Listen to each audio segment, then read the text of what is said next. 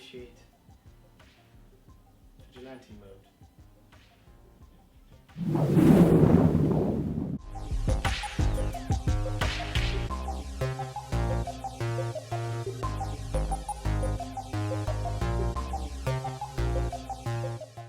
Welcome back to Vigilante mode, guys. I hope my intro wasn't too harsh. I mean, I do like Eddie Redmayne as an actor. I do find that he has this habit of kind of just about every character he's played of having this really kind of like submissive kind of like I can't look you in the eye thing, and I gotta say it gets really annoying after a while. Sure, that's an actor's choice. It disconnected me from what was happening on screen a lot. But for actors out there, just be mindful of your habits. I think it is a challenge as an actor to like differentiate your characters the characters that you play, but also to make sure that the physicality that you're using is really, really mindful. So that's just one thing. We're talking today about Fantastic Beasts and where to find them.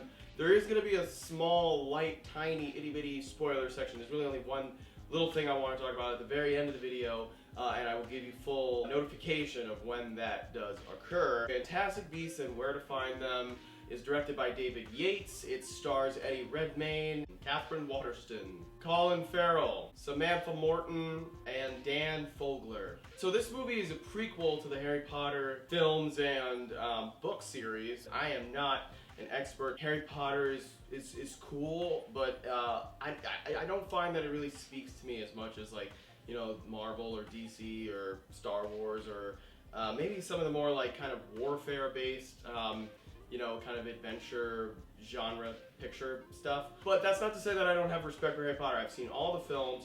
I've read like one or two of the books when I was younger, and it just didn't really like absorb me like it did everyone else for whatever reason. For me, I felt like this was a good opportunity to like kind of give the whole franchise another shot, and I like that the Warner Brothers studio decided to like move forward on this project so that they could kind of have like a fresh start. There is, in a sense, I think, like a comparison to be made to like, you know, the Hobbit prequel trilogy and the Star Wars prequel trilogy. And as I think many have now heard, this is going to be like the first of several films. I believe like it's proposed to be 5 movies. As long as it makes money, it'll be infinity.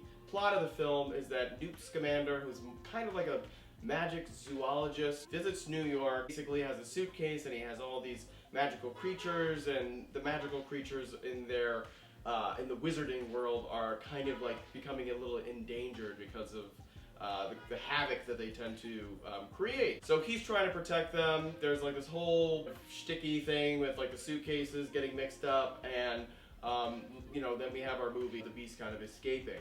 So there's also, you know, an actor whose work I really like at the moment, Ezra Miller. He's going to be playing the Flash, so clearly, you know, Warner Brothers likes him right now, casting him in multiple projects. And I would just say that, like, you know, he was kind of the standout performance in the movie for me.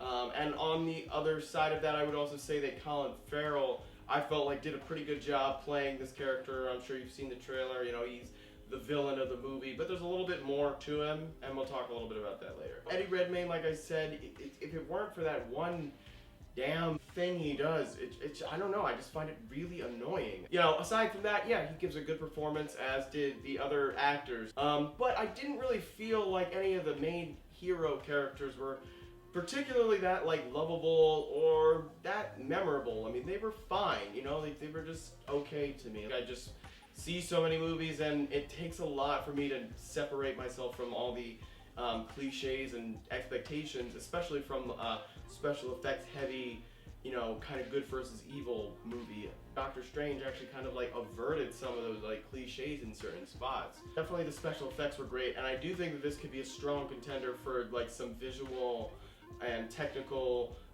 Academy Award nominations. I think like production design, artistic design, costume design. That was probably the thing that grabbed me the most. I saw this movie in 3D, and I felt like the 3D really muted the colors for me. It just darkened the whole movie. So I wish I had seen it in just sort of 2D. The creatures were very cool. Some of them were really funny.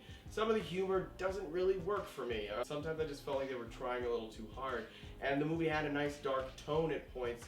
and I know it's like a first chapter sort of, so you can't go too dark. You know, the second one's supposed to be darker, but I think I prefer the dark moments. So I didn't have like a lot of expectations for this movie. I was hoping it would be fun, and it was. It was pretty good. You know, there were moments where it really held my attention, and then moments where I was kind of bored. So I would definitely say this movie is in the middle ground. I'm gonna give this movie a B. A solid film, fun time at the movies. I'm probably not going to buy this on Blu-ray. Please like, share, subscribe to Vigilante Mode Reviews. We are at 94 subscribers. Let's get that final 6, guys, okay? Please check out Sheet if you haven't already. If you have not seen the film, you can, you know, just subscribe. Spoilers ahead. So the end of the film, you know, there was like a pretty solid like end battle, which I was actually finding myself rather invested in. And then they had to do it.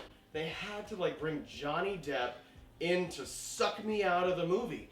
And don't get me wrong, I think Johnny Depp is a fantastic actor, but at this point he is just a cartoon. I can't really like take him seriously anymore. All he does are these films where he wears a lot of prosthetics and makeup and all of that. And you know, I think that's amazing that, you know, an actor is so committed to that kind of style of acting, but I don't feel like I'm been really that like entertained or moved by a Johnny Depp film in a long time. I thought Black Mass was a good performance in a not a great movie. Colin Farrell was just killing it. And then Eddie Redmayne has to do like some spell to reveal like his true identity. And then there we have Johnny Depp. And I'm like, ugh, I don't know. I just like was rolling my eyes. I really wasn't that into it. I did that in 21 Jump Street. Worked then, but it just didn't really work for me. I felt like it was a moment that was like hoping for a round of applause, and that just like did not happen. I couldn't even understand what he said when he said his one line in the movie. There was like this whole bait and switch thing. I feel like they did the con thing that they did with Cumberbatch by saying, oh, he's not going to be, you know, this character, and then he is. I don't know. That's just how I felt about that moment. I respect whatever opinion you have. Maybe you really liked it, but I felt like, you know, it just took me out of the moment of the movie because I felt like it was almost stepping on Colin Farrell's toes, who was doing such a fantastic job in the film. And until next time, Vigilante Mode deactivate.